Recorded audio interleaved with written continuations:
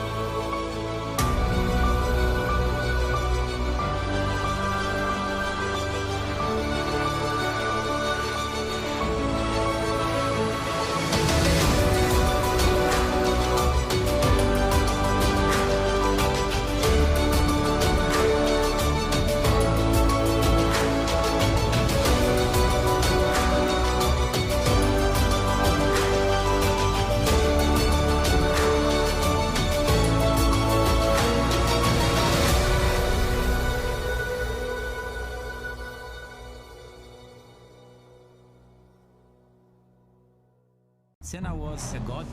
No one could even dream to follow him. I'm from a very humble background. The role of women at that time were really difficult.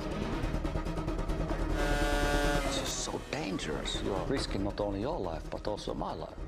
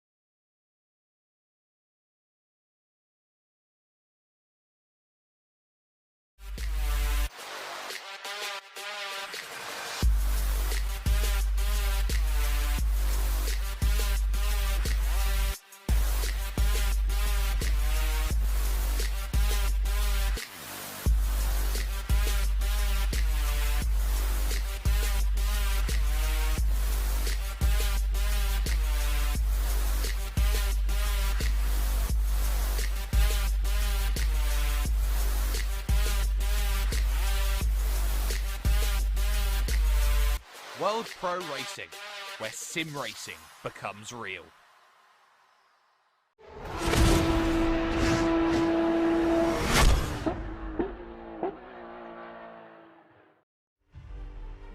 At the 15-minute mark in tonight's race, we'll be at the halfway point of the World Pro Racing Assetto Corsa Competizione Sprint Series. And at the moment, 3 drivers are galloping away from the rest of the field to get their shot at the €500 prize pool. Well, good morning, good afternoon, and good evening. Wherever you're watching in the world, welcome along to tonight's racing action. And if you're watching us on ESTV, Motorsport TV, TVM Sport, and The Race, perhaps you're watching us on YouTube, on Facebook, and on Twitch, you're very much welcome along to enjoy tonight's quick and fast racing action. My name is Kieran McGinley. Joining alongside me is, of course, Nico Hillebrand. Nico, we're coming towards the halfway stage of this race. We see the 3 drivers there in the championship. We've got Harry Spears, we've got Tinko van der Velde, and we've got Luke Whitehead. Correct me if I'm wrong, it's a pretty familiar podium going into the first 2 rounds. Absolutely, and well, how can we say it? It's been battling all around the entire time. And well, the only thing that has really changed about the podium is the order that we've had so far. And well, Harry Spears just showed twice already this season that he's a very capable driver in that Mercedes, actually the older version as well, so very interesting to see the driver preference there. But well, the older car just certainly doesn't seem to hold him back as we go into the 3rd round here in South Africa. It really does help him spear forward. I apologise for that pun. But he is leading the series here on 116 points. He has a win to his name. He won last time out at Imola. It's Tinko van der Velde who is in 2nd place in the championship. He won the very first round of the series. He's on 112. Luke Whitehead, who's been on the podium consistently, won 2nd place, won 3rd place. He's in 3rd place in the championship on 108. Bit of a step down. Hinsai is in 4th place on 80 points. I have to say Hinsai will go a little bit under the radar. He's had some consistent performances. Yes, he had to take a penalty in the last race, which dropped him down a couple of positions, but by the by, he's had some really consistent performances. Yeah, absolutely. And well, there was a bit of contact in the last race there in Imola. Well, to be fair, there was a lot of chaos at the start of the 2 Battlepal Motorsport Bentleys colliding, but yeah, I've also heard that those 2 guys have settled that entire incident and now go into the next round. Complete restart, and alongside Hinsai, who was around their pace as well, so I think we'll see a couple more interesting battles today from all of them. And as we head into tonight's racing action, we take you to the 3rd round at Kyalami in the South Africa. Well, of course, around about 4.5 kilometres around this circuit. Takes us around some really iconic names in the South African nation in one of the flowing circuits we have around this calendar here. We've got 5 circuits and each of them have their own distinctive characteristics, and it's fair to say, Nico, that Kyalami is up there as one of the most characteristic. Absolutely. I think actually Kyalami is one of my favorite circuits, personally, simply because throughout the different iterations of the track layout, you still always kept one part of the 70s layout, the original one, which is actually from after turn 5, barbecue, through turn 6, sunset and clubhouse, and the S's. That is all still from the old 60s layout, and after the S's normally you'd go into a long right-hander up the hill. Now it's just a straight line into a left-hand hairpin at Leeuwkop, and then you go down the hill through turn 11, as we see it here now. Perfect, actually, as Harry Spears, currently in 1st place, now makes his way down to Mineshaft here at turn 12.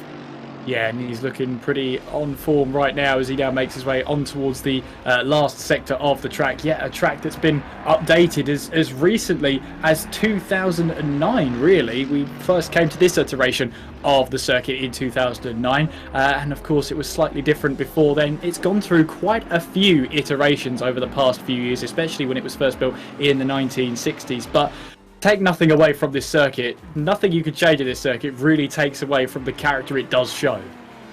Yeah, absolutely. And I think actually around 2010 it was supposed to be closed as well. At that point, a manufacturer very big in motorsports actually took it upon themselves to change it, that this great circuit wouldn't fall into disrepair or would be scrapped or something. And that manufacturer is Porsche. So they bought it actually still quite recently, completely modernized the entire facilities, and well, now we have this fantastic circuit in the great current shape that it is. Yes, and pretty much you're in Johannesburg here in South Africa, and it takes the name of a piece of land on its northern border, the local Zulu language. Kyalami means my home, and to be honest with you, with yourself, Nico, you'd consider this your home as well, with being your favourite circuit. Yeah, absolutely. It's definitely one of my many homes across the motorsport world. But this is just, it's just a fantastic circuit. A lot of circuits, I think, lose their characteristics, so to say, with these wide tarmac runoffs.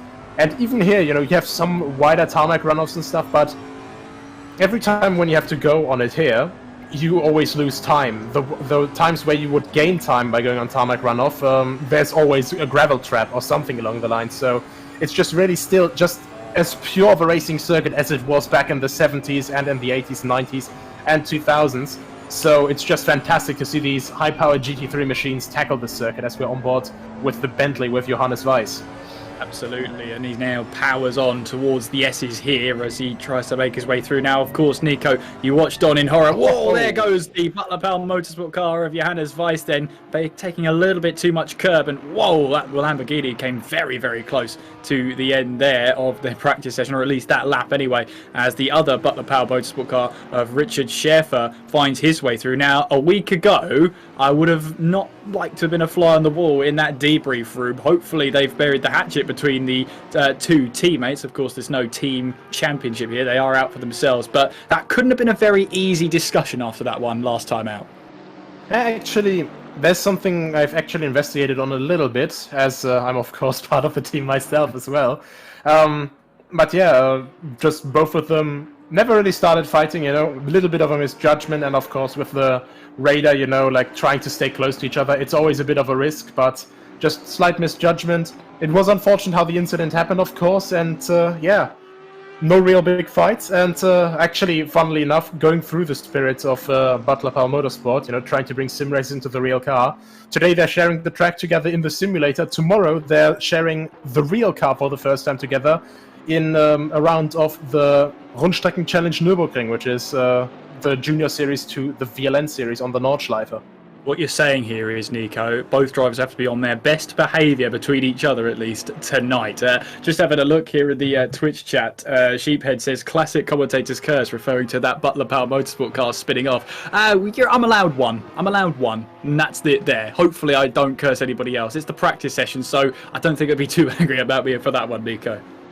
I don't think so. And overall, the guys are quite relaxed. It's still practice, so there's nothing to gain, nothing to be lost. But of course, you want to get some clean laps in, and I think, to be honest, considering everything, that these curbs are very, very tricky, of course.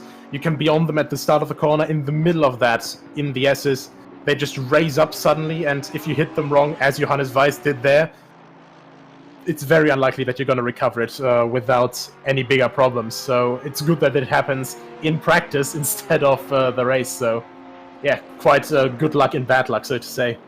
It's fair to say then that at a track like Kyalami, you've got some really high-speed corners such as Sunset and, arguing going through Mineshaft as well through turn 12. But you've also got some low-speed corners that have Leerkop and Ingvar. How do you set the car up to cope with a circuit like this that has just a little bit of everything? It's a bit tricky because, of course, the setup for every single car has to be different, of course. The Ferrari can't run a similar setup to a Bentley or, well, God bless you if you want to try running a Porsche setup on a front-engine car, of course. But, yeah, it's just really, really interesting to see all the different driving styles, to see all the different setup approaches, because, of course, some people go with lower downforce, so we have this very long straight from turn 16 from Ingvar through the kink, as we see Luke Whitehead take it, and down into Crowthorne turn 2. And quite a lot of the runs are quite long, actually, so harder braking zones come not so often here. But when they do, they're really, really just important to get right. And technically speaking, you don't need downforce for that. But of course, for Sunset, for Mineshaft, for the S's as well, you need a lot of downforce to get that consistently and to keep the tire wear in check. But with half an hour race, it's basically your guess as good as mine what kind of attempt these guys will run for the setups for these cars. We've already seen here that Luke Whitehead's been slightly caught out by the exit of Cheetah. Then we saw the Honda also being slightly caught out. Then there really is no margin for error for Cheetah. You either get it right or that gravel trap is waiting to take you away. Yeah, Cheetah's pretty similar actually to that swimming pool chicane in Monaco, you know. We had that the last weekend with all these close-ups of the tire barely bending around the wall on the inside there for that right-hander. And it's pretty much the same feeling here, the same sentiment. You can sort of almost kiss that curb, but when you hit the sausage curb, then, well, even if you're not religious, you better be ready to pray. Here comes Luke Whitehead then going through it. Let's see what happens as he now comes through Cheetah. He got onto the gravel last time he tried this one, riding on board with him now. Slightly onto the gravel there, slightly onto the grass, but no time really lost through there as he makes his way through the final corner at Ingwer and onwards towards the start-finish line. Foot hard down on that right-hand side pedal as he crosses the line and now goes fastest in this practice session by just under half a tenth of a second. Harry Spears then in second place. Richard Schaefer, he showed some good pace at Imola last time around, and so too did his Butler Powell teammate as well. They did show some good paces last time around. They just never got the chance to prove it at Imola. Yeah, big shame, of course, but I think this time around, as Schaefer already demonstrated here, as we see him up in P4 and Weiss actually at the moment with 1.5 seconds off, I think this is the classic case as well of running race pace in qualifying, or running race pace in free practice, or running qualifying pace in free practice. It's always this little mix that you have to just, of course, get used to the current conditions that you have in this setting, because, of course, in single player you can practice for certain conditions, but the server itself, with all the other cars on track, it's always something that you have to get used to on the mark there. So Johannes Weiss obviously trying to put a lot of emphasis into a race pace, and now starting to try to go for qualifying runs, I presume. And yeah, these two guys, they work quite well together, and even as we now get a couple more Ferrari drivers up ahead, you know, the Ferrari being a very strong car around here, I think that we'll see both of the Bentleys fighting for top 10 positions once again. There goes Jack Noller. He lost the back end then and straight into the wall, and not great for him at all. And you just saw then that back end just completely stepped out on him, and there's so little margin for error around that part of the track that the wall is just waiting to take you away. There's Tom Otti then in the brown Audi. Nice name there in the team anyway. But he now makes his way through this long left-hander then, as he now makes his way onwards then through in towards Mineshaft, and then making sure he slows the car down then in towards the Crocodile. Such a great name for a corner there. In towards Cheetah we will go through this left-hander, which is so unforgiving, and now back onto the power then in towards Ingwer for this final corner then, making sure you find out where the apex is. Back onto the power and on towards the start finish line. Where does that Audi go? 11th fastest in this practice session with just over 2.5 minutes to go. Luke Whitehead still in the lead of this practice session. Harry Spears is in second place. Hinsai takes over then in the number 155 in third place, just over 2.5 tenths off of Luke Whitehead's pace. Absolutely, and then we have Thomas Schemeitat, who also was already quite ambitious, let's say, in the Duo Series first event at Spa earlier this week. Sadly, a few mistakes riddled his performance a little bit, but his teammate was also able to gain some positions back. This time, of course, well, a third of the race distance, and also, well, he'll have to watch out that he doesn't make same mistakes again. But then again, Thomas Schemeitat, one of the drivers in the Ferrari, you know, I have barely seen him drive anything else. So I think that he will be back with a quite consistent performance. And then now we have Tinko van der Velde, the camera on. Ferrari driver here with passion, and also in the SRO Esports Endurance Championship. So also another driver that's quite well acquainted to his car, and of course, one of our 3 leaders in the championship currently.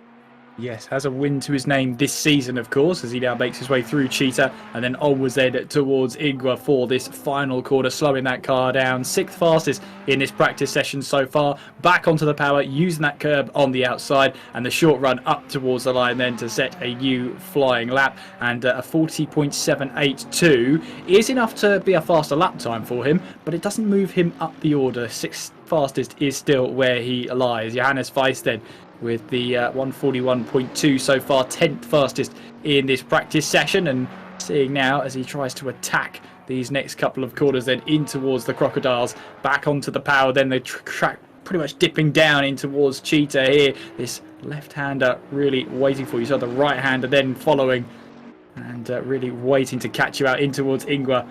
And now back onto the power, trying to find that apex. It's uphill as you try to apply the power, so very difficult to get that one right as Vice crosses the line and goes 7th fastest in that practice session so far. Just a couple of hundredths of a tenth ahead of Sheldon Muscat. But at the moment then, there is Tinko van der Velde, 6th fastest from one of the top 3 in the championship. Yeah, so at the moment, especially with his two direct rivals up in P1 and P2, I don't think that he's going to be willing to let that sitting down. Of course, it's just free practice, but this is where the mind games start. Let's not forget that. And of course, that it will be not demoralizing, but that will be having a little bit of a hit if he isn't completely prepared for qualifying. So Tinko van der Velde, I think, really just has to show, well, guys, you may have the pace immediately here, but don't count me out just yet. Yeah, they really need to rename practice to hold your cards against your chest session. You don't want to really reveal any of your strategy, any of your true pace until when you really need it. Here comes Van der Velde towards the line in the Sidemax or Motorworks car as he now goes quickest in that practice session by just over a tenth of a second. That's where that pace was. And I'm sure as we head in towards the qualifying session, there's going to be even more he can find. Yeah, absolutely. And, well, Sidemax Motorworks, quite an active team in all of sim racing, of course, when it comes to Assetto Corsa Competizione. So they definitely have the resources, they have the drivers, and they also have, well, the setup knowledge to get the most out of these cars. And I mean, Harry Spears, of course, also a Sidemax Motorworks driver in his Mercedes AMG GT3. And, well, we've seen what these guys are able to do. So Luke Whitehead for H3, kind of on his own, so to say. And there is Kalai Atkins then as he makes his way through Ingwer and on towards the start-finish straight then, as he now puts the power down in that number 41 Vortex eSports car and puts a time onto the board. We haven't seen a lot of him this season, but we know he is going to be quick around Kyalami. We've already seen that in previous World Pro Racing races. See how he gets on today. But well, Tinko van der Velde left it late in that practice session to put down a lap time, and you have to be safe in knowing and probably in assuming that that's still not his true pace coming into qualifying. I wouldn't say that, I wouldn't always underestimate people. I wouldn't also overestimate people. You just have to, just out of curiosity, out of safety, you always have to assume, like their full potential is at least 2/10 quicker. So not too much still to gain, but when, of course, when the track gets more optimal, with these track conditions, of course, there's always time to be found from when the track begins to be on state optimal to when it ends on state optimal. So the true optimum grip, that's always still around a second, 7/10 to a second at least on each track that you can find. So I think in qualifying we'll see quite a bit of fighting still. Yeah, Luke Whitehead knows how to pull a lap out when he really needs to, and to be fair to him, he's only just over a tenth of a second off of Tinko van der Velde's pace. Interesting to see how this qualifying shapes up as we see then Harry Spears make his way onto the track, and he's got a win to his name, Harry Spears, this season. He had the win last time out in Imola, and she showed us going into that Imola qualifying and into the race, he was absolutely on it, and he'll be looking to try and take that form into this qualifying session at the very least. Absolutely, and I mean, he already showed it in qualifying back then, that even with the older car, he is still able to put out times that, well, of course it was very close, but still ungodly amounts of speed in that V8 naturally aspirated Mercedes. And as he goes for his first lap here, let's have a look if he can do the same thing here once more. You tackle the kink then, and now you size up the next corner in towards Crowthorne, then slowing the car down to first gear, clipping that curb on the left-hand side. Careful on the throttle there as the sun beams into your eyes through the Yuxki sweep and on towards Barbecue, then trying to slow the car down. Bit of trail braking, bit of aggressive with the curbs as well. Make sure you've got the suspension to handle that. Short run then towards Sunset. You can't really see the apex from here. It's over that little bit of a crest, then turn the car in, and you've got to hope the grip is going to be there. You'll see Harry Spears kind of fighting that wheel all the way through, and now in towards the clubhouse bend, then slowing that car down to second gear again, using a little bit of curb on the left hand side, using the right hand side curb on the exit to open up the corner. Now we head through the S's, undulation here. You're now going downhill through the second part of the S's, back onto the power. You then climb the hill up towards Leokolp here, and you'll see now, you can't see that apex over the crest. You've got to make sure you get that braking zone absolutely right. You've got to have some sort of reference point, because there's nowhere really on track you can find one.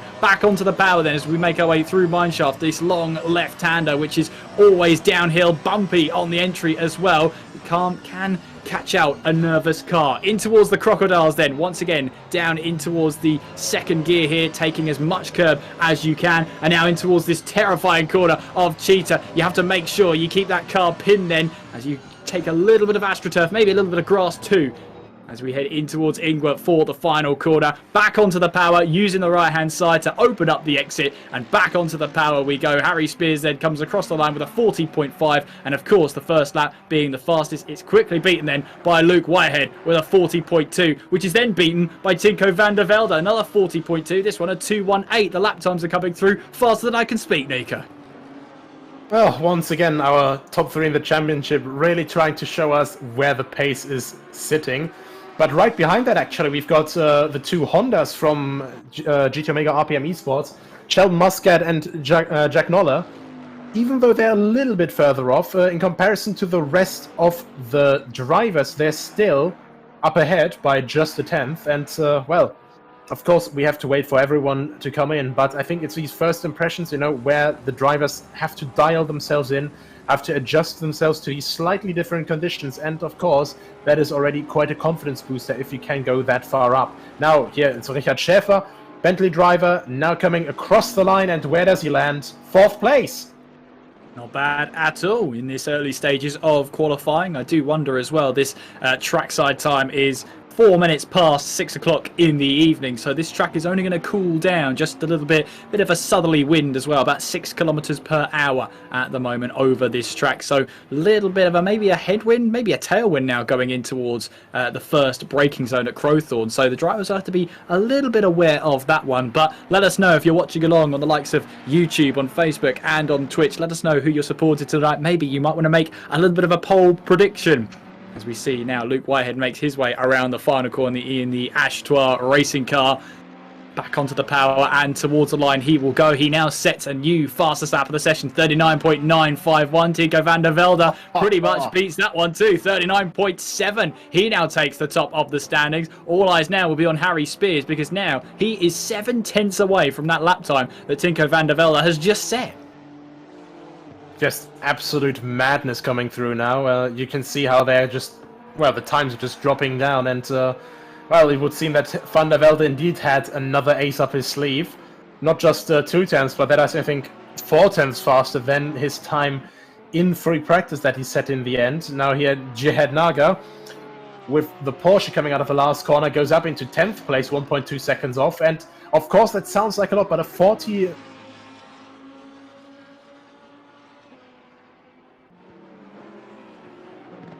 is Barwell Motorsport Lamborghini. Absolutely, as he now makes his way down in towards that first braking zone once again as we head away through Crowthorne and back onto the power through the Yuxki sweep. There is Harry Spears, 3rd fastest in this qualifying session so far in the Sidemax Motorworks car. And you know what, 3/4 of a second is very, very harsh. We've already seen he has got the pace to be up there with his championship rivals as he now slows the car down in towards the Crocodiles. Back onto the power we go then in towards Cheetah. That terrifying right-hander coming up then. Through we go. You've got to be careful not to collect the sleeping policeman on the inside, otherwise you really will not be able to recover that one. In towards the final quarter at Ingwer, and onwards then back onto the power and straight towards the line. Can he go faster than his previous time? He can, but still remains in 3rd place. Absolutely crazy when you think about it. 0.3 of a second. It sounds like so little just to a spectator who hasn't really driven like himself before. But in the motorsport world, we know it is so difficult to even get 1/10, 2/10 or something. Then you make a 3.5 improvement and you're still half a second off. That must be still like just not demoralizing, but that must have an impact on Harry Spears here. you always want to be able to challenge for the top, and at the moment just doesn't seem like he is able to do that. So Regan Mitchell now making his way through Ingwer and back onto the power in that Barwell Motorsport Lamborghini. Where will he go? He's currently 11th fastest in this qualifying session. Now goes 4th fastest, just over half a second off that provisional pole time from Tinko van der Velde. Nice lap time there from Regan Mitchell, and by the looks of it, he wants to go for another one. No, he doesn't. He goes straight on at turn 1 till he'll come back to his garage, no doubt, to maybe have a couple of tweaks of the setup, maybe a tweak of the tyre pressures before he goes back out for another lap. There is Harry Spears then. We're watching overhead as he tackles his way now through in towards Mineshaft and then towards the Crocodiles, slowing the car down then for this right-hander then. And you've got to be careful about these curbs. You were talking about them earlier on, Nico, that these curbs can bite back if you disrespect them. Absolutely. When you just fully attack them, well, so to say, no, how do you say the best, no prisoners taken, so to say. They will take you prisoner for sure, and it's quite difficult to catch the car when it comes sideways once. Now we have it here. Harry Spears 140.005, almost in the 139, but not quite able to break in. Heinz Sai comes in from the Rookie Monsters team and just barely improves as well, but can't get ahead of Regan Mitchell. Oh, it's all in the balance here in this qualifying session. Here comes Silver Pyramids then, and now improves to go 20th fastest in this qualifying session. But yeah, a nice lap time there from Regan Mitchell puts himself into 3rd fastest, as Harry Spears did improve on his last lap, but he goes 3rd fastest there. And Zamfir Rado then currently 23rd fastest then in the Aston Martin, just getting out of the way of other drivers. I think that's Gergely Konchaba making his way through the Hungarian, trying to find some space out on track. And it is a relatively short circuit, all things considered, as the one of the Butler Power Motorsport cars makes his way through. There is Shikadami, and she's currently 24th fastest, making her way now through Leakop, now back onto the power then, and a very respectable 17th place last time out, considering all the craziness that happened in that race. She was also caught up in that, well, I wouldn't even call it first corner, it's the first kink mayhem here at Imola last time around, but she's back here, back again, and currently 24th fastest. Yeah, absolutely, and basically all goes back to that old saying from Ron Dennis, I think. You know, if you want to finish first you have to finish. So, yeah, it's just really, really crazy having to be in this very competitive field, and then, of course, you know, one mistake happens as she improves by over a second, actually. Really well done there, and only 3/10 off of the next person up ahead. But yeah, as I said, these guys, you can see it from the top times. It's so competitive. The first 12 places are basically covered by 1 second, and then the next second goes down to P20. So it's just really, really competitive in these parts. And of course, in World Pro Racing, we have this fantastic mentality and these fantastic possibilities that you're not just allowed here, or, well, welcome here if you're a pro driver. You're also, of course, welcome if you're a rookie, if you just want to get into racing. And so that's also a little bit of an explanation why we have a bit more of a pay spread in some of the races here. Yeah, as all abilities are welcome. So long as you're a clean driver, you're very welcome to try your hand at World Pro Racing. Don't forget as well, head over to worldproracing.com/events to see when your next race will be. We'd love to have you on board, and maybe you find myself and Nico shouting over you the dream. It's possible. Gergely Konchaba then 13th fastest with that last lap time, just over a second off of the provisional pole position time at the moment, as puts him now up into 13th place. Dean Vella then 20th fastest in this qualifying session so far, and well, Dean Vella, well, we like to have him around for sure. He's one of the World Pro Racing faithfuls. No matter what we're racing in, Dean Vella will always race. Yeah, we see him a lot in World Pro Racing, and this time here also flying the Honda flag for GT Omega RPM Esports, so really, really fun to always see him around. Sometimes actually really good for a surprise, you know, when he's suddenly up in the top 10, up in the top 5, and just finishes there. I mean, one of the surprises that we had from these Honda squads was from Jack Noller actually last race, randomly up in 4th place. Nothing about him the entire race, just kept it quiet, kept it relaxed, and at the end of the half hour he was just in 4th. Very happy with his race, I presume. Well, I think he was more than happy with that one. Just making it through the first lap melee was enough there. Hopefully it's a little bit cleaner this time around. And we should reiterate that the first lap melee we're talking about last time at Imola was a racing incident. It was just, well, at least the first part was a racing incident where the two Butler Power Motorsport cars just came together. A bit of a miscommunication between the two of them. And it really did cause pandemonium going through. We didn't even make it to Tamburello. And we had cars off into the wall. Yeah, and then the Tamburello, because it wasn't enough, hindsight also tried to go for a rather optimistic move, which actually got a penalty for as well, for Johannes Weiss, and, well, that ended up with the second big collision, so people were very, very, well, like Red Bull, you know, it gave them wings to get through the first collision, and then suddenly, oh wait, there's another one, and we had another big pile-up. Yeah, another one. But hopefully we don't get any of that here. We want some great, clean racing as Richard Schaefer now powers out of Ingwer and on towards the start-finish line. Currently fourth fastest and improves on his lap time, but stays fourth fastest onto the second row of the grid. There is D Vella then in the RPM Esports car. The number 54 Honda making his way now through Leocop. Back onto the power we go then, and the track is always descending out of Leocop as you make your way through in towards Mineshaft. You can see using that little bit of curbing on the left-hand side of your picture. Now onwards we go towards the Crocodiles, slowing that car down once again. As you have to make sure back onto the power again. Again, the track falls away from you as you get back onto the power. In towards Cheetah we go. D Vella, yeah, nice line through there, using the right amount of curb going through there. Brave enough to get through there. D Vella now making his way through the final corner at Ingwer, and back onto the power we go. Currently 21st fastest with his last lap time. Goes up to 17th fastest with that latest lap time. Yeah, and it's always these little improvements that can just make a big difference, because we have this little spread here. You can see from 15th from Jednaga down to Goncalves in 21st place. Funnily enough, both of them in Porsches. It's only 0.5 of a second, and that really is just, you know, you get the run through one or two corners a little bit better, and you can get 2-3 tenths. That already propels you forward in the situation of Goncalves by around, well, 3 or 4 positions, and that can already can make quite the difference. All eyes then at the top of the leaderboard then as Naga makes his way across the line. Goes 9th fastest with that last lap time. Saristo then in the SOP Nissan 18th fastest, but will get another lap time on the board.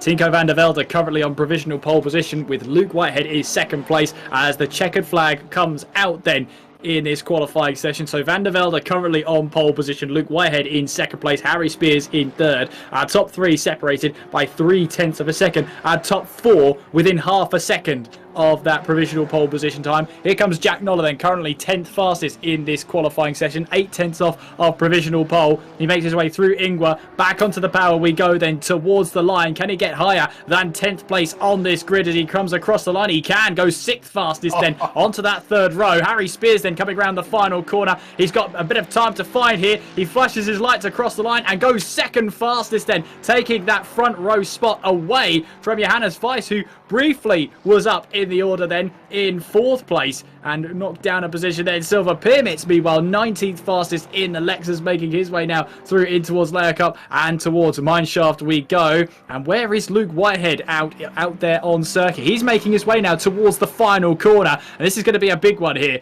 making his way through the final corner. Does he find himself on that pole position? I do wonder. We'll have to see if that timing screen lights up. Maybe he's coming back to the pits. Who knows? No, he goes 2nd fastest, does he, in that session? 0.2 off of provisional pole position, so not quite there. As Silver Pyramids bakes his way in towards the pit lane, then locking up the brakes in doing so. Sheldon Muscat then currently 11th fastest as he now makes his way across the line and will stay 11th fastest. But there you see there, Tinko van der Velde will grab pole position, and a very nice lap time indeed it was. Yeah, in these last couple moments we just had the top 10 completely rearranged. Johannes Weiss going up into 4th place, then Heinz Sai going up in 4th place, so now the 3rd row, if Richard Schaefer didn't improve another time, completely with Bentley again. So last time we had the 2nd row full of Bentley, this time the 3rd row full of Bentley, and well, luckily for the Bentley drivers, this time the start-finish straight is quite a bit wider, so yes, more room to negotiate these massive cars with. And also not quite as easy, though, to, well, initiate that Bentley roadblock, which is actually a quite well-proven tactic with these cars. Yes, I'm sure they'll be looking very desperately through their mirrors in that tracker that they have to see where the gaps are and where a car is alongside them in reference to their own selves. So, yeah, hopefully we don't see what we saw last time with the Butler Power Motorsport cars. But maybe you fancy racing along, maybe fancy being commentated by the likes of us. Why would you want to? Well, I'll tell you why you want to, because we're a great team. Yes, that's what we'll go for. But seriously, for the racing, if you fancy your hand at these races, head over to worldproracing.com/events. We've got the Mega Sprint Tuesdays coming back at Brands Hatch. If you fancy that one, there are still places up for grabs to grab a race in there. Prizes on the line as well. As well as that, we have the Duro Series. If you fancy teaming up with somebody else, well, we've got a 3-hour race with a mandatory driver change around halfway through the race. If that takes your style, head over to the website, sign up. We'd love to have you on board. We'd love to shout your name as you cross the checkered flag, maybe in the near future.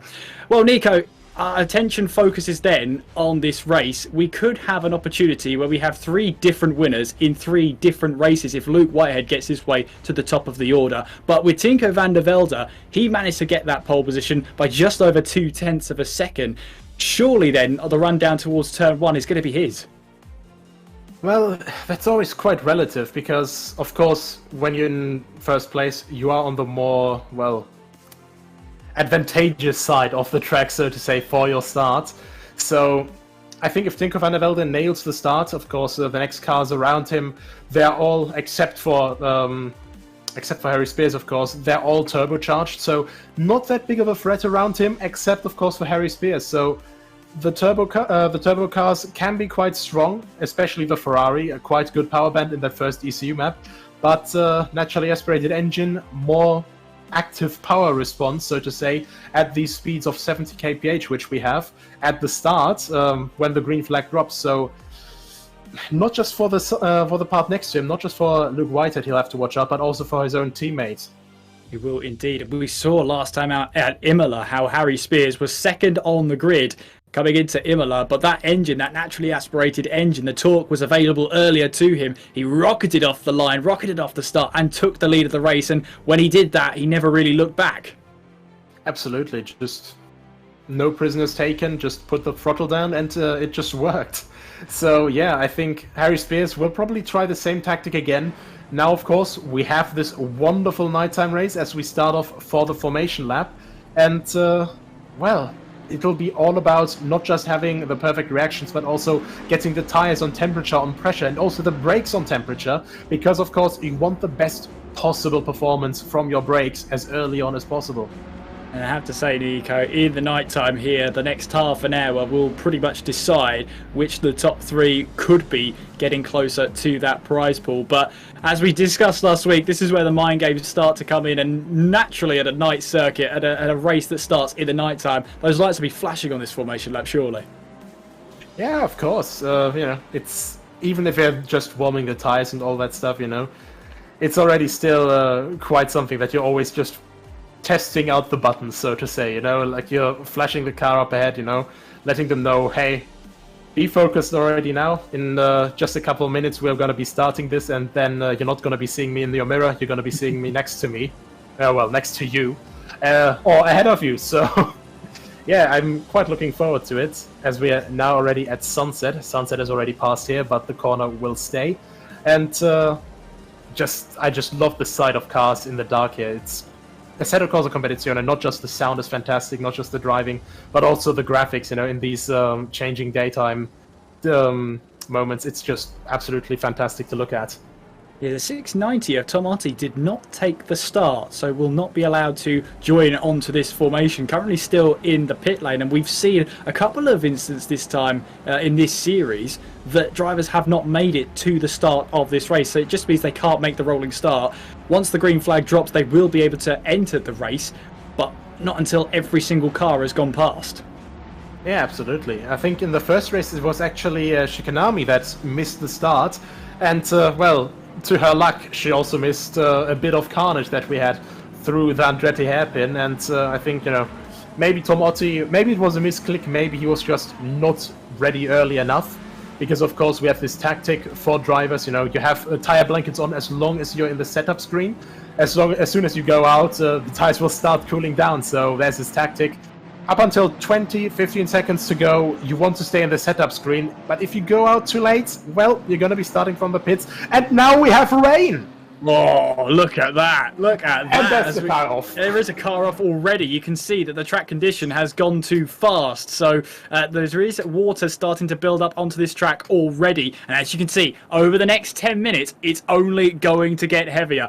If you didn't have a chance to grab your popcorn, now would be the greatest chance, as Tico van der Velde then will make his way through these last couple of corners then. As we make our way through Cheetah, the cars and drivers will be lining up in formation as they head in towards Ingwer and on towards the start-finish straight. As you can see there, Tico van der Velde on the right-hand side as we've got a car coming into the pit lane. That's a Mercedes coming into the pits. I wonder, is that going to be a chance to go on to... So it's Atkins coming in. Maybe some drivers thinking about the wet tyres already. Here we go then, lining up in formation as they make their way towards that start-finish line. Van der Velde on your right, Luke Whitehead on the left as they'll switch positions as we go past the camera towards that start-finish line. We go, green lights are on and we are racing then. What are the starts like as they make their way down towards the first corner at Crowthorne for the very first time then? Well, Van der Velde's got a great start. Look at Harry Spears trying to find his way through. Luke Whitehead almost losing control there, going in towards Crowthorne for the very first time as we now make our way up towards the Yuxki sweep. Luke Whitehead trying to hold onto that position. Does he get that position? Van der Velde has to take across the grass and across the gravel there on a track that is quickly building up here. It's now greasy out there. This rain has completely changed the start of this race, but Luke Whitehead takes the lead. It's Harry Spears in second place. And look at that then. I think that's Hinsai who's now managed to go up into third place. Tinko van der Velde has fallen to fourth place after that start. Had to really go across the grass and the gravel there. There's Pedro Gomez who comes out of turn one then. I think he's just been into the pit lane. We saw a couple of cars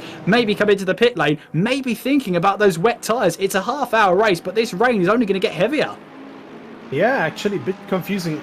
I swear we saw a Mercedes going there, but apparently Carly Atkins didn't go into the pits, but did get a drive-through penalty for being out of place at the start. So, well, not just the weather causing a lot of confusion, but also the actions of other drivers around them. Now, Tinko van der Velde obviously not anticipating rain, as it seems, and now actually getting threatened from the two Boatleys, now in the rain, probably right in their element, as they start going around. That's actually, look at that, hindsight, just almost losing the car there and actually going very wide.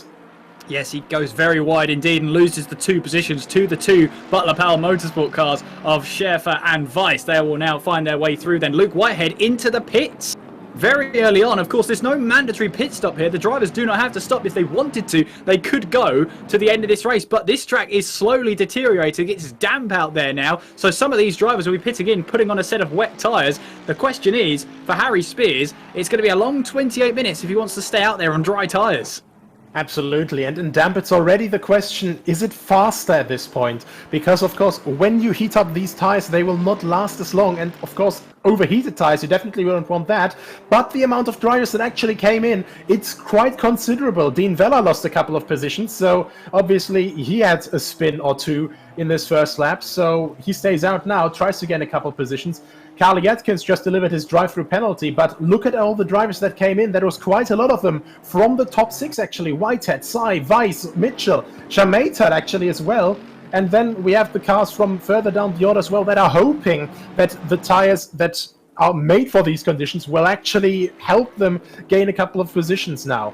They're racing at the pit lane, look. One of the Butler Powell Motorsport cars going side by side. This is how much it means to get the track position, that they're racing in the pit lane. Steady on. You got the limiter line there for a reason. But there you can see Harry Spears leading the way with 27 minutes to go. And if he's going to stay on those tyres, you can see there in that top right-hand corner, the rain is only going to get heavier as this race progresses. Jan Reiler, 20th place now as he tries to find his way past one of the Ferraris there in front. As we make our way through in towards this next couple of corners, in towards Barbecue, then putting the power down again. And Vozarek trying to go round the outside, going in towards that fast right-hander of Mineshaft then, and he gets the move done, moves ahead of Gian Naga then. So that's a brave move in the dry, let alone in this deteriorating conditions.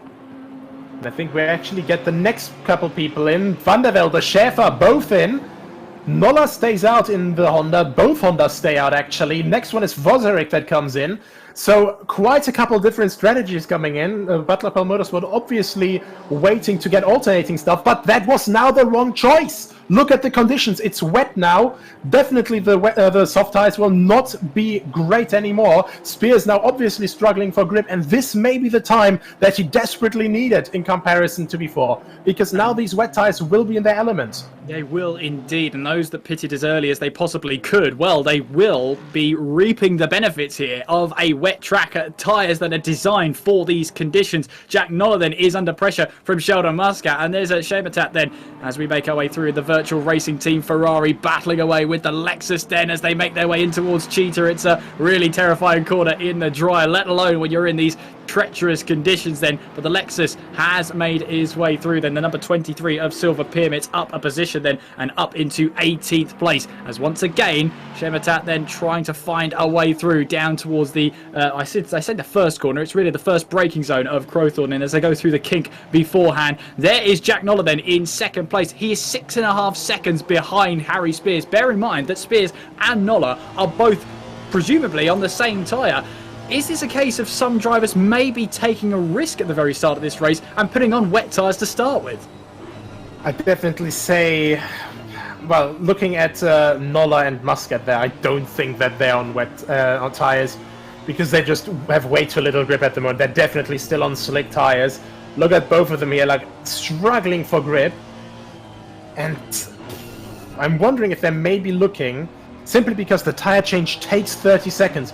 Maybe they're just trying to play, if we just stay out until the end of the race, if we can hang on, then it will be faster. But Harry Spears actually, I think, could be on wet tires already. So I'm not quite sure. I think he could, you know. He might have started this race on the wet tyres. There's Gonzabo then, the Hungarian, 4th place in this race so far. It'd be interesting to see which drivers are on those dry tyres, which are on the wet. Presumably, there's going to be very few drivers on the dry tyres now at this stage in the race, with the rain falling constantly now. But there is the Hungarian making his way through. Do you know what? I think Gonzabo there is on a set of dry tyres. Very hard to tell in those low lights. But here's Pedro Gomez then under pressure then from Luke Whitehead, who swoops around the outside and takes away 7th place. On towards the start finish straight they will go. You'd be interested to see then Harry Spears. He is building the gap to Sheldon Muscat, but we presume that Muscat and Noller are on a set of dry tyres. There is Harry Spears making his way now on towards Layer Cup for this 4th time in this race. Let's have a look at some of his lines, and let's have a look at how his driving style is, see if we can figure out what sort of tyres he's on. Now normally, I believe it's the yellow sidewalls you have for the dry tyres. That's the way you can tell. If they don't have that, it's wet weather tyres. Looking at the confidence he has though, I'm going to hazard a guess and say he's on wet. That may be wet. That may be wet, I think. So he started this race. That's wet weather tyres from the very start of this race. That's a huge gamble considering it wasn't raining on the formation lap. Yeah, absolutely. And you could actually see the pace difference early already. Gomez actually getting passed by Whitehead, and Gomez had nothing to reply to that. And of course, Whitehead may be a bit of a faster driver, maybe the setup fits a bit better there. But look at that now as well. Van der Velde around the outside of Gomez. No real issue there whatsoever. You can see how Gomez is struggling to find grip, and that is not just because of the dry tyres, that is also now because these dry tyres are completely undercooled, completely under pressured, and both Bentleys go through before Liu Cops. So definitely you can see that wet tyres are definitely just absolutely necessary for survival here now. Yeah, begs the question as well, how many drivers started on the wet weather tyres? My guess is that Gonzabo could be one of them. There goes Pedro Gomez off the track then, going through the later part of the track. That's just before Crocodiles then, but very lucky to get away with that one. I think he just lost the position there to the car behind. That's of Regan Mitchell, so no harm done then for Pedro Gomez, but that's a driver you can definitely say is on some dry tyres. Silver Pyramids then 14th place in this race so far, with just over 21 minutes to go then. They may only be half an hour races, they may only be 30 minutes, but I tell you what, there's enough action here to back into about 3 hours. It's absolutely brilliant. This rain came at the exact right time. Absolutely, and well, it can't be said differently. It completely flipped the complete order across its head now, and actually last couple of sectors, we saw Sheldon Muscat gain a lot of time on Harry Spears, so knowing how the tire model works here, knowing how temperature works with the new 2020 tires, or even with the 2019 tires, I think Harry Spears may have the wets on, but Sheldon Muscat may either have a better rain setup, or his pressures just sit better. So, gaining about half a second currently per sector, I think at the moment, as it stands, if Sheldon Muscat, and I think that he is on wet tires at this point, if Sheldon Muscat is on these wet tires and he can keep up this pace, I think we may have a surprise Honda win on our cards here. He could indeed, but at the moment he's got a bit of spray from the car ahead. This is I think this is Kyalami, who will eventually have a lap on them at the moment as Sheldon Muscat rides his way now through the Yuxki sweep and now on towards Barbecue. Then you can see the rain falling, and as you can see, it's only going to get heavier. Blue flags then for Kyalami ahead. She stays onto the right-hand side, and Sheldon Muscat breezes past then just before this long right-hander at sunset then. So Sheldon Muscat currently second place, 4.9 seconds behind Harry Spears, and that gap is coming down. Absolutely, and even with traffic just now, obviously you're not excusing that we have downforce loss levels of F1, but still, you need a clean track up ahead. Just for vision alone, it's quite helpful for that. And, well, you can just see how Muscat's car is just completely planted currently. We're gonna be at the end of Sector 2 in a moment. Just coming down the hill there. I was going to say, Schaefer, looks like he was covered by yellow flags going through in towards Cheetah then. So he's had a moment and he might fall his way down the field. Zaristo, meanwhile, trying to battle away. Yeah, there he is, 15th place now. He is. He was right up there with his teammate up in the sort of top 10, but now he's down into 15th place. Maybe he got caught out slightly by the conditions here. Vasco Goncalves then in the ROWE Racing Porsche, the number 12 car, tiptoeing would be the right word now, through Crowthorne in towards the Yuxki sweep and now on towards Barbecue. There's Chris Bourne then. He's under pressure then from Kalai Atkins in the number 41 car. Kalai Atkins got himself a drive-through penalty for being out of position at the start of this race. He was planning to come into the pit lane. Never did see actually out of the corner of my eye if he actually did make it into the pit lane. Yeah, neither did I, and quite honestly, normally I would have anticipated him to come in. Of course, the weird part is, he seemed to go into the pit lane at the start. Also going very, very wide now. Keller, you can't go past that far outside. Now trying to go down the inside though, and actually I think there may have been contact.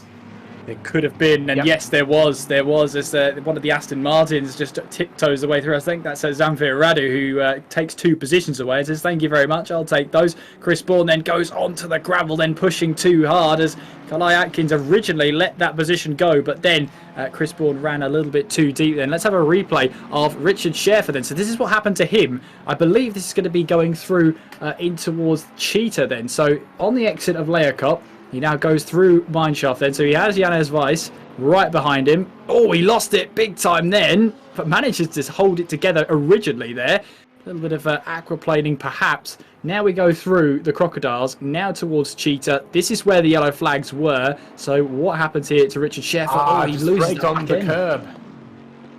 Yeah, and then the tank stepper came around. Couldn't really quite anticipate that. It is quite late when you feel that in force feedback, so definitely a mistake that, it's, of course, it's frustrating, but it's a mistake that can easily happen, I'd say. We also have the first penalty, car 155 drive-through for dangerous move on track and causing collision with car 51, and that is Heinz Sai, I think. Yeah, that's a collision between himself and Simon Vozarek. In fact, the stewards have clarified that Hinsai will also get a reprimand for the move as well. So Hinsai in pretty much hot water with the stewards there. Harry Spears, though, leads this race ahead of Sheldon Muscat and Jack Noller, who rounds off the top 3 right now. Okay, all bets are off. Who predicted this top 3 at the halfway stage? I couldn't have done that. I absolutely couldn't have done that, especially, well, we had the top 5 dominant with Ferraris, and now with a 20-second gap, the first Ferrari is in 7th place. I think because let's have a look at that. 11, that is Giadnaga. Porsche actually also apparently started on wet tires, and here we have what happened between Chris Bourne and Kalai Atkins, and I would say actually, yeah. I don't know. It's a difficult one. Difficult, I'd say. I'd leave it to the stewards, that's for sure. That's my conclusion for that one. They can sort out what happened there. There's Oscar Langley Shikadaba, currently in 20th place in this race. We cut then to Regan Mitchell, who's having to defend 10th place from Shematat then in 11th place as they now make their way through the kink and now towards Crowthorne for this for them, their 8th time in this race. Somewhere here you'll have to start slowing that car down in these treacherous conditions. And again, the rain, I mean, it's heavy now, but it's only going to get heavier as the race goes on here. We've got just over 15 minutes to go. Harry Spears leads the way. That gap between himself and Sheldon Muscat seems to have stabilised at around about 6.5 seconds. Jack Noller in 3rd place and Kunsabo in 4th place right now. The Hungarian who seems to enter every single World Pro Racing race he can start. He can be there for, currently in 4th place. What a result that would be for the Hungarian. Absolutely. Well, for all of them, you know, not quite even having a great start so far. He was having quite some trouble at Laguna Seca, but now, well, it seems to have worked itself out. And there we see what happened to Sheldon Muscat. That was 4.3 seconds, so still gaining on Spears, and just got a little bit too wide. And keep it out of the wall, Sheldon. There we are, kept it out of the wall, luckily. So lost time, but luckily no damage.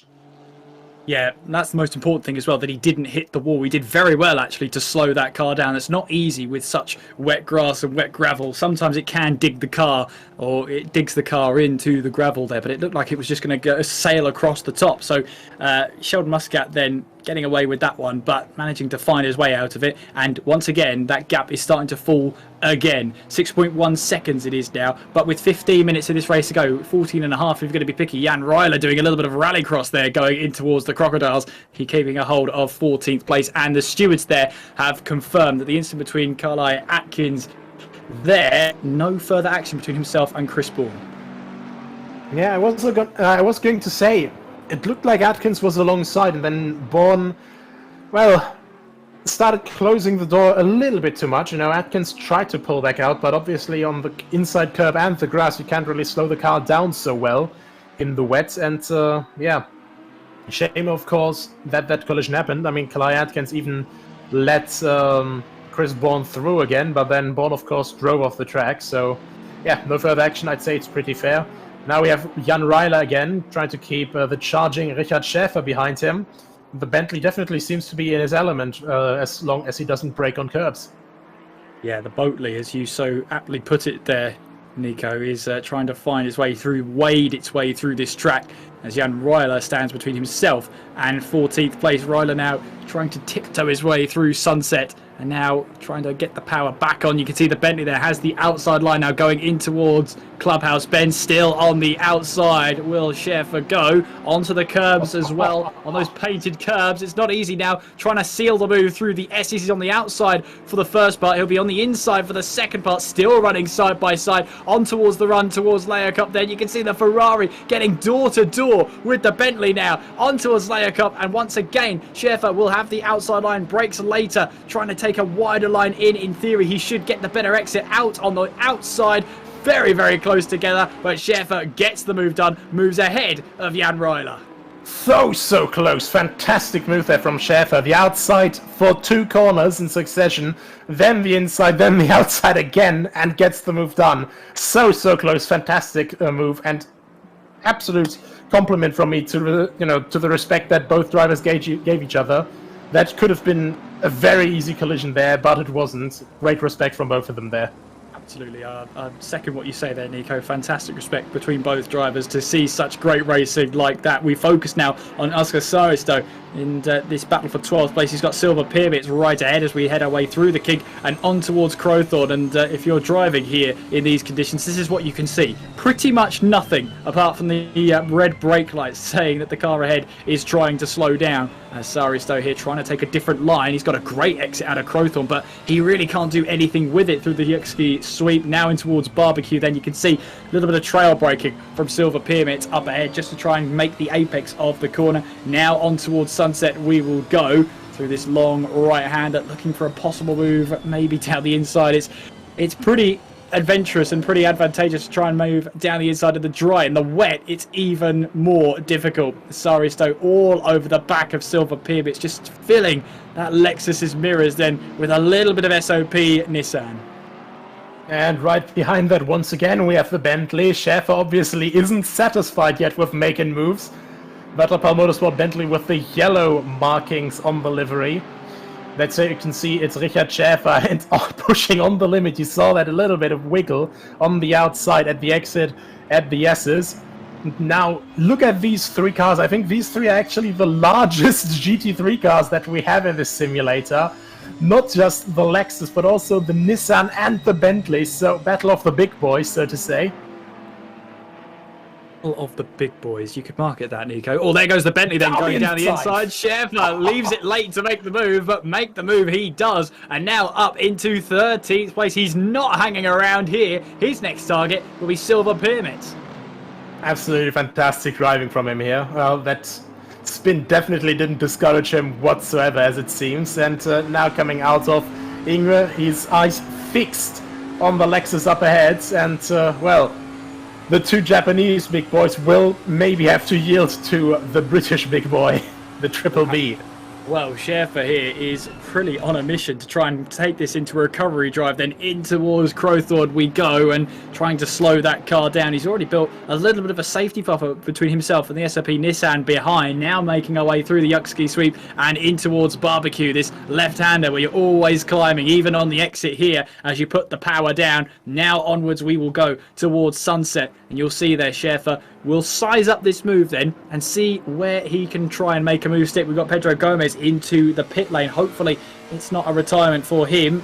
Of course, he still gets points for 20th place so long as he finishes this race. Pyramids then will be looking desperately in his mirrors there to see where Schäfer could try a move as we make our way through the S's now. Tiptoeing our way through, making sure you can find what little grip there is out there. Schäfer closing in bit by bit, corner after corner, as we make our way now towards Layer Cup. And we might see a move in towards the Crocodiles like we saw last time around Silver Pyramids. He fancies a move up the inside there, just making Silver Pyramids think about defending the inside line. Once he does that, he compromises his own exit. That's what Schäfer's doing here, trying to size up the move, flashing his lights as well, as Silver Pyramids now makes his way through in towards this long left-hander at Mineshaft, now in towards the Crocodiles. Schäfer, will he try a move down the inside again? He definitely tries to size up that move, can't find his way through yet, as Silver Pyramids puts on the defense. I think he's setting up right now for a pass into Crowthorne, because you just have to be that close at the moment, and he's definitely stronger on the braking, a bit more inside now, can get a bit of a cleaner run outside out of Ingwer now, and now right on the tail of Silver Pyramids. And Richard Schäfer now looking to make it his third overtake in, I think, 3 or 4 laps now. Looking for the outside of Crowthorne, who is more courageous on the brakes. Definitely seems to be Schäfer. Now has to move around the outside, goes a little bit wide, but is still alongside, I think.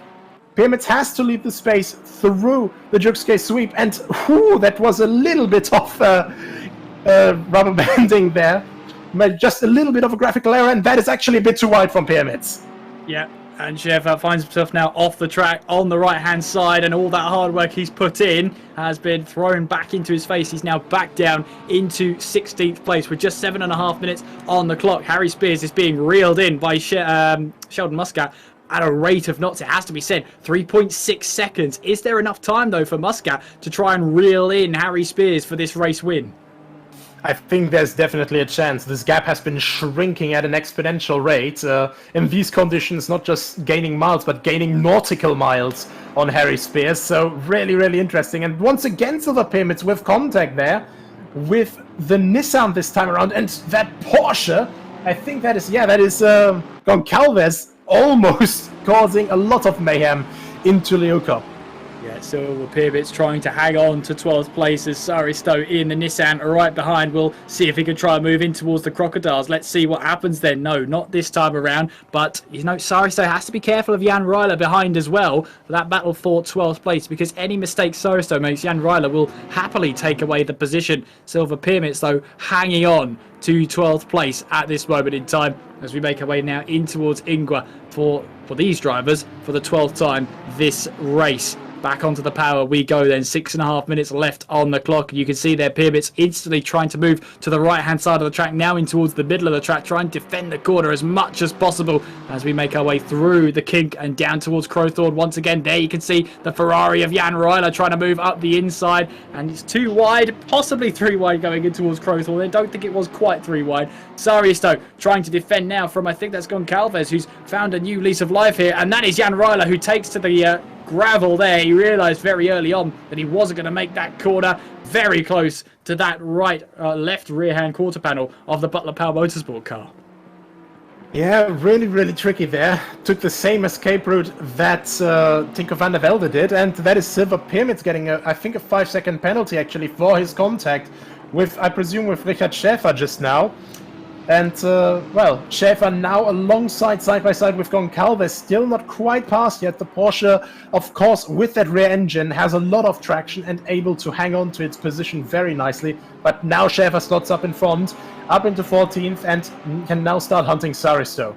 He can certainly try starting hunting him down. Schäfer, though, has got company in Goncalves and in Jan Ryler, but 14th place for him for now. He looks to try and get back onto the power, back onto the pace. One spin hasn't deterred him, and I'm sure that moment wide will not have deterred him anymore. In fact, if anything, it'll have spurred him on to try and get to the end of this race. How about that battle for the lead, though? Because Harry Spears, once again, is being closed in by Sheldon Muscat. The gap's 2.6 seconds. When we checked in 90 seconds ago, that was a second more. Yeah, absolutely, and Muscat just seems to be walking at the moment, walking on water, and, well, Spears maybe having pushed a little bit too hard on his wet tires while the track was still on greasy, because, of course, you have to be really careful with these wets when it's conditions that isn't wet track, and the rain is actually starting to let off, but only in the next 10 minutes, and that will definitely still stay on wet then, and Muscat just gaining more and more and more. It's now down to just 2.6 seconds still in the last sector. But look at the gap come down. Earlier we couldn't even see Spears on the same camera as Muscat, and now just a couple of car lengths between them. Let's just take you through some of the recent results here in the sprint series for Sheldon Muscat. He finished 11th place at the first round at Laguna Seca. He finished 19th in Imola last time out. He now finds himself in second place and a real chance to take the win here. Absolutely, but at the same time, Harry Spears, you know, he's the only one of the top 3 in the championship currently in a proper podium position in the first place as well. And I think he will definitely put his defense skills that he showed at Laguna Seca to use once again with his absolute defense that he put up for, well, I'd say pretty much 30 minutes against first Hamada Ekezi and then against Luke Whitehead, of whom we actually see right now 2.8 seconds behind Jed Naga. Yeah, Luke Whitehead currently in 7th place, and he's trying to find the pace there. Tinko van der Velde 10 seconds behind as well of Luke Whitehead. So it's an advantage for Harry Spears because he could get his second race win of the series. 2.5 seconds between himself and Sheldon Muscat as Richard Schäfer, and that is Goncalves having to take evasive action. That looked like on the exit there. Was it evasive action or did he lose that back end? Whatever it was, Jan Ryler now has to take to that gravel then on the left-hand side of Cheetah. Sorry, the right-hand side. No, it is the left-hand side. I was right. I shouldn't doubt myself. There's Thomas Shematat then in 11th place, 2.8 seconds behind Regan Mitchell as he looks to try and close in the closing couple of minutes through in towards Barbecue. They go back onto the power and on to try and chase down that Lamborghini ahead of him. You can see him. That's enough motivation he needs. Muscat then another 0.2 of a second out in that last sector. So at this current pace, I think Harry Spears will be safe, but I'll tell you what, in these conditions, we've already seen a lot can happen. Absolutely. And, well, if it's only these 2 seconds that we have right now, if it's less than 2 seconds, technically we could say, you know, if Sheldon Muscat hadn't had that off at Leeuwkop, he could already be past now, or he could already be fighting with Spears right now. But either way, it's 2 more laps. We crossed the line earlier with 2 minutes 25 to go, approximately. Now it's down to 2.2 seconds, and of course the lap here takes around, I'd say, 1:48 in these conditions. So, 1:47.4. Good guess from me. That's not bad. I will give you that. The last lap, though, from Harry Spears was a 149.2, so maybe tyre wear is having a slight effect on these conditions then and on that pace. But there you can see the flashing 001 signifying that Harry Spears currently leads this race with 90 seconds to go. Place your whatever you're going to do then, whether who is going to win this race. Harry Spears versus Sheldon Muscat. 2.2 is the gap so far. There was Tinko van der Velde, who went into this race in a really, really good set of form. For Tinko van der Velde, he was second place in the standings. Harry Spears, though, was leading this championship coming into this race. What a result this would be. What an extra 60 points this could be for him if he can extend his lead over the likes of Luke Whitehead and of Tinko van der Velde. Hinsai was fourth place coming into this one. Having a look at the standings there, I can't see him at the moment. We'll have to check on him very, very soon. But there goes Harry Spears then in the Sidemax Motorworks Mercedes on towards the start-finish straight. And once again, he will start the final lap then. There's Oscar Saristo then. Goncalves, I think, is trying to move down the inside, going in towards Barbecue then. Oh, sorry, the Crowthorne corner then. He's got the move done and moves now up into 14th place. That means then the leaders can't be too far away here. Will traffic have a say in this battle? 1.5 seconds as the leaders make their way through now in towards Barbecue. Yeah, this will be very, very close, and of course it's only 1.5 seconds as well. Meanwhile, we also have seen that Schäfer got past Saristo, so now with the 10-second penalty, he will inevitably finish in front of Pyramid, so luckily for him, that little push into the gravel, no effects on him. But more importantly here, 1.1 seconds now, just barely, 1.2 rounded up. But Harry Spears seems to be struggling. Look at Sheldon Muscat starting to fly here. Only 2/3 of the lap left. Well, half of the lap at this point. There you can see then Sheldon Muscat now making her way through the S's and then sizing up in towards Learcop as he tries to pincer in now, trying to make it sure that he catches Harry Spears with just a couple of corners to go. In towards Layer Cup we go. How confident is Harry Spears on those tyres? We believe he's been on these tyres for the full race, so that means they had a really good stint in the dry. Is this coming back to bite him now as we make our way through this long left-hander of Mineshaft on towards the Crocodiles then? Harry Spears now in the lead by just under 1 second. Through the Crocodiles we will go now and trying to hang on really for Sheldon Muscat. The last chance is Ingwer. Is he close enough though as we head our way through in towards Cheetah, and Harry Spears will have lifted off there. In towards Ingwer we go through the final corner, and look at that, Sheldon Muscat really attacking that final corner, but I don't think it's going to be enough. Harry Spears will cruise home then, sail home, and takes the checkered flag and wins the third round here of the Assetto Corsa Competizione Sprint Series here on World Pro Racing, and Sheldon Muscat takes second place in this race. Fantastic result for him. He'll be over the moon with that. Jack Noller comes across the line to complete tonight's podium. Dean Vella then in fourth place. What a race this has been. It's topsy, it's turvy, it's had everything in between, and it's found Dean Vella currently in fourth place as he makes his way through this final corner and onwards towards the start-finish line. Dean Vella, his best result of the season has been 16th place. Now it's fourth place. Great drive from Dean Vella as he crosses the line to take those valuable points. Luke Whitehead finishing in fifth place there. Strong drive from him, although he started on the wrong tyres. Nobody could have saw that one coming really. And Consabo then finishing in sixth place. The treble one car had a best finish of 10th place. He can now make that sixth place there. Schäfer, it's not done here. Silver Pyramids though has a 10-second time penalty, so this will be just for pride out on track between the two of them. But Schäfer has had one heck of a race then. He spun twice in this race. Well, once it was a driver error, the other one was involving himself and Silver Pyramids, but he now makes his way through. I think he can, it's safe to say he's had an interesting race. But fair play to him. He has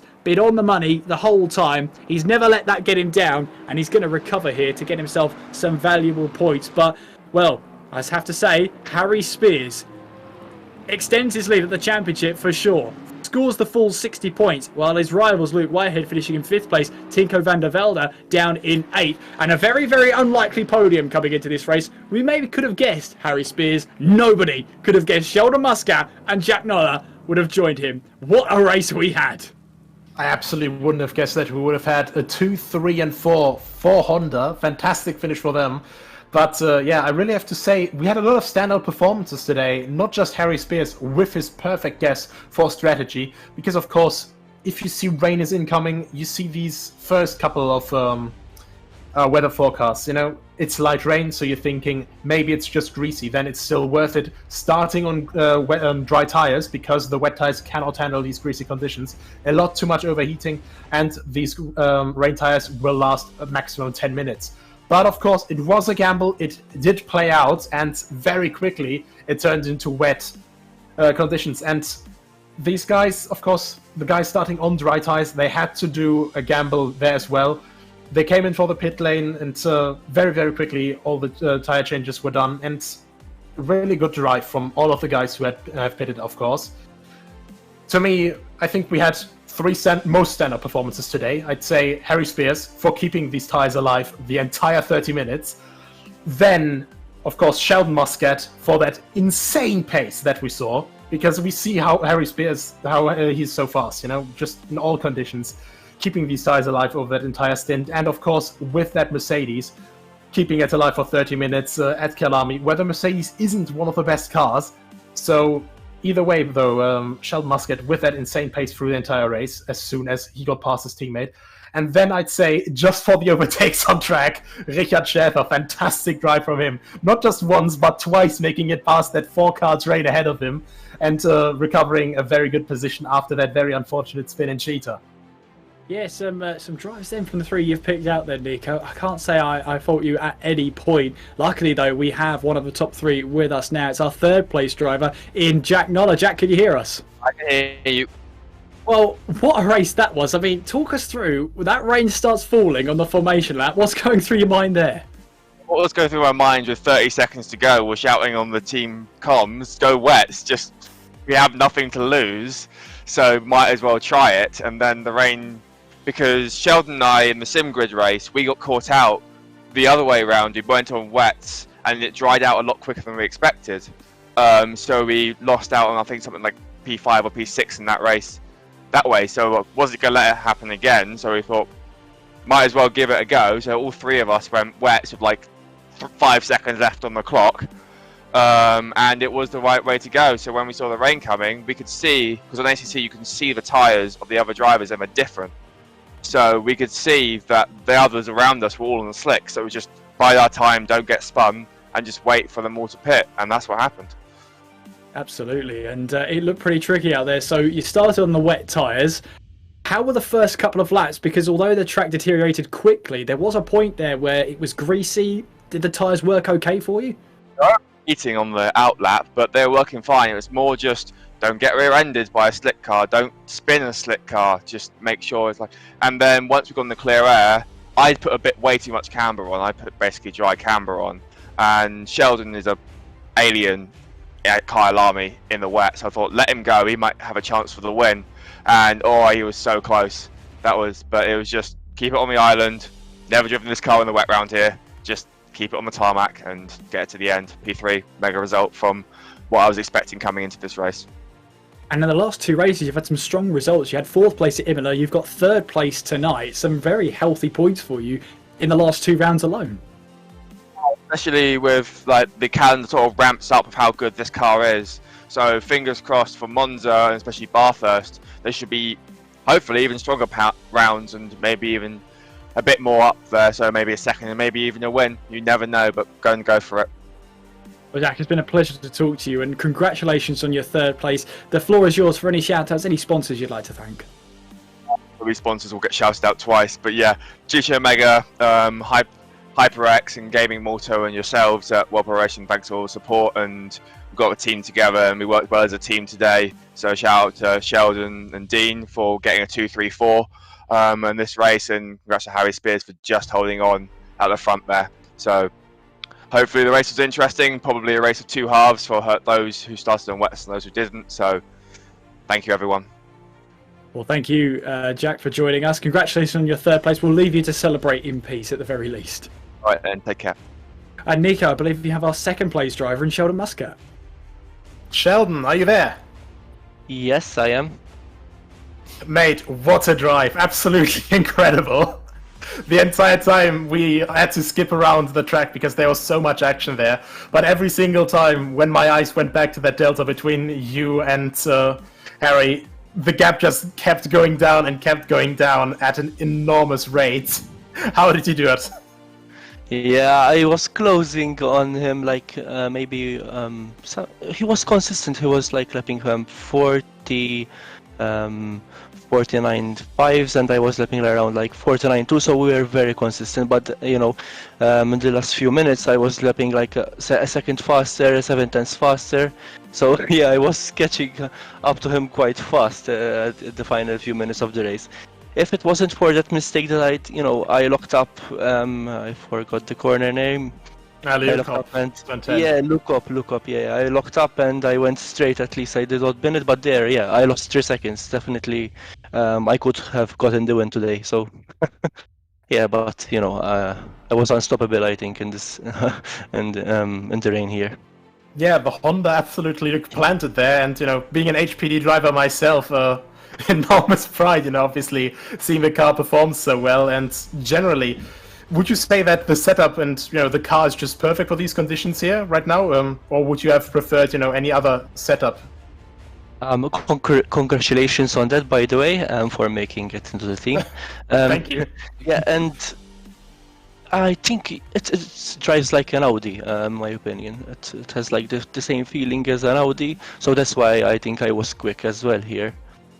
It's mid-engine as well, so. But in terms of setup, it was quite good, Yeah, so now the chance, the big privilege, when you have 2 cars on the podium, you can do the same sponsor call out and to family and friends again. Yeah, I'm very happy, to get second place for me and third place for Jack, and of course, Dean Vella got the 4th place. So yeah, 2, 3, 4 for the team. Quite very happy indeed. After my disappointing result at Imola, I think I needed this like a moral boost, But yeah, I would like to thank GT Omega Racing, Gaming Malta, HyperX, and of course you guys at World Pro Racing for these wonderful events. Thank you guys. Well, you certainly provide a great show, and with that, back to you, Kieran. Thank you very much, and I've got the race winner in Harry Spears. Harry, can you hear us? Yeah, gotcha.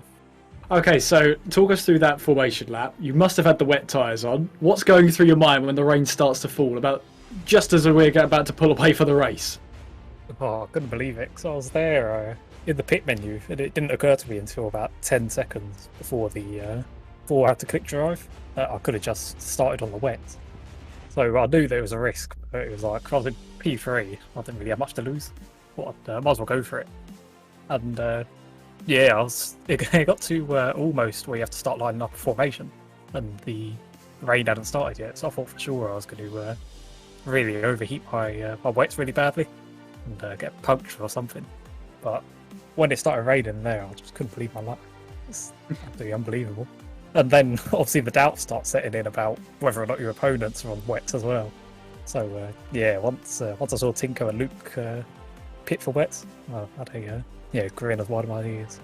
Yeah, it must be a nightmare figuring out what drivers are on there, which compound for the drivers. I mean, we were having trouble with the commentary box, so can't imagine how you were feeling out there. And in the latter stages of that race, we saw Sheldon Muscat slowly reeling you in. Were you confident in that race win? Yeah, I was the first actually. It was at first I just wanted to have a nice easy drive because obviously lap 1 Luke pitted, and then lap 2 obviously Tinko pitted. So I knew that they pretty much no matter how slow I drove, they probably weren't catching up. So I knew that they're my main championship rivals. I didn't really need to go and push and make a mistake, end up in the wall. But then, yeah, Sheldon really started pulling about the, well, pretty much straight away. And at first it was like, oh, well, I might as well just, might as well just let him pass if he comes up. But then it got to the final few laps and it was I had about a 3-second gap. So I was just like, hang on a minute, he only needs to make up 1 second per lap. I might as well just defend this if he comes up to it. So, but yeah, thankfully he only caught me in the last corner, so he sort of ran out of time. But he did a absolutely incredible drive today. It was insanely fast in the wet. And let's talk about that championship standing now, because you've just pulled a massive lead over your 2 championship rivals. We had Luke Whitehead in 5th place, Tinko van der Velde in 8th, yourself scoring the full 60 points. I mean, how does that shape up for Monza then? Are you looking forward to that track, having such a healthy advantage now? Yeah, this was probably the best result I could have hoped for in the whole season, because the Kyalami is definitely the worst track on the calendar for the Merc, especially comparatively to the other cars on the grid. So to get a win today was just an absolute dream. So I think that's probably in really, really good stead because Monza, famously, the Merc is pretty overpowered around there. And then Bathurst, it's not quite as good as the NSXs, so I expect another resurgence from the RPM boys. But yeah, it's 2 really good Merc tracks remaining. So I think it's put me in a really, really good step for the rest of the championship. We'll have to see how you get on with that for the rest of the championship. But congratulations on your second win of the series, Harry. The floor is yours for any sponsors, any shout-outs you'd like to thank. Yeah, as always, Sidemap Motorworks, my team. Many thanks. And then I think my number 1 thank this week would be to my friend Marcel Fuse, who sent me a really good setup for this track. And I definitely wouldn't have gotten a 39 quali without him. So he's really helped me there. So massive thanks to him. Well, thank you for joining us, Harry. Congratulations on your win. We'll let you celebrate now, and we'll see you at Monza, I'm sure. Yeah, thanks. See ya. And that wraps up tonight's coverage then of the World Pro Racing Assetto Corsa Competizione Sprint Series, and a podium I don't think many people could have predicted, but I think it was a race start that not many could have predicted either, Nico. Yeah, absolutely. And, well, I have to confess, I didn't really look at the weather. You know, I always look at the weather quite actively during the races, but I just didn't expect the rain to set in, and suddenly the rain was on the lenses. So, yeah, if I had been driving in this, I would have been called out as well. Fantastic instinct from the guys in the top places, of course. And, yeah, what a race we had. Very worthy race winner, of course, in Harry Spears. But, you know, as we heard, you know, with his friend Marcel Fisi also helping. And the true winner was friendship all along, wasn't it?